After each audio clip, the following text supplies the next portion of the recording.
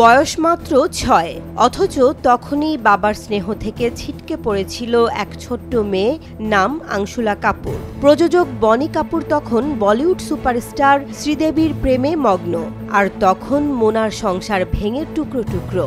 এতে বনি কাপুর ও মোনা দম্পতির মেয়ে আংশুলার কচি মনে জমে উঠেছিল বিষণ্ণতার ঘন মেঘ।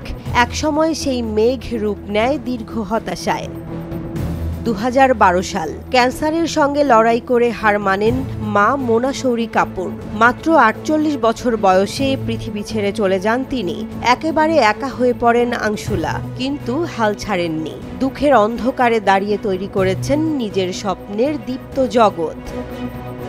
আজ সেই আংশুলা কাপুর, যিনি শুধুই তারকা পরিবারের সন্তান নন, তিনি একজন সাহসী নারী, উদ্যোক্তা, বডি পজিটিভিটি অ্যাক্টিভিস্ট এবং একজন সংগ্রামী মেয়ে, যিনি বিষণ্ণতাকে করেছেন পরাজিত।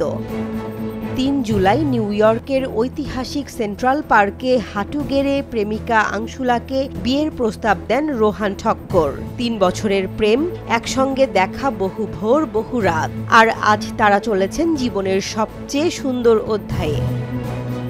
ভ্রমণের ডায়েরিতে আছে মালদ্বীপ, ফ্রান্স, যুক্তরাষ্ট্র, ইতালি, ইন্দোনেশিয়া, কিন্তু সবচেয়ে সুন্দর গন্তব্য হতে চলেছে দাম্পত্য জীবন।